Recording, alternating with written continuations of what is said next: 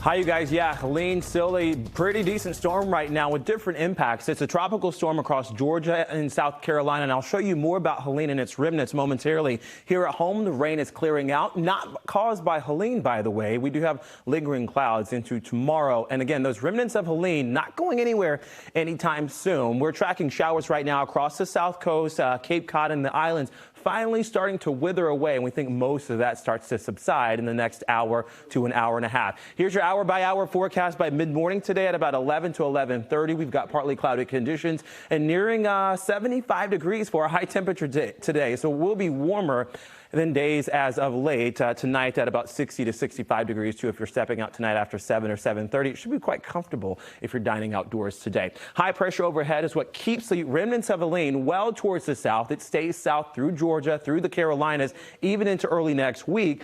But some of those clouds do trickle into New England, but they will not cause us any rain. Here's Tropical Storm Helene right now. Its winds are 70 miles an hour. Go back to 24 hours ago. The storm was a Category 1 with winds at about 80 miles an hour, and by the end of the day yesterday, before it made landfall, it was a Category 4 hurricane. That is some serious rapid intensification.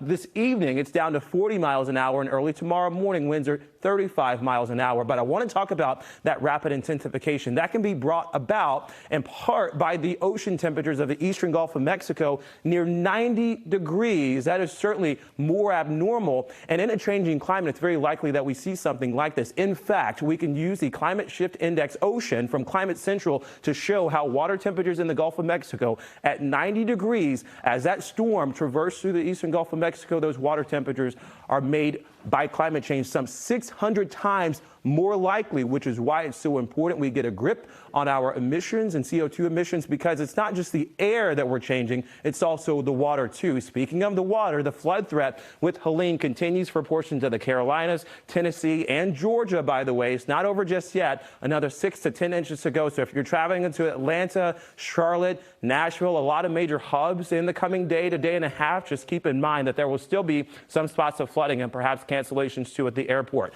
Here at home, it's a nice weekend on tap. If you've got to go to the apple orchard, maybe even fall foliage sightseeing, it's a beautiful weekend for that. Temperatures are back into the 60s tomorrow, near 70 on Sunday. October 1st starts on Tuesday. We're also starting to cool down too, back into the mid 60s.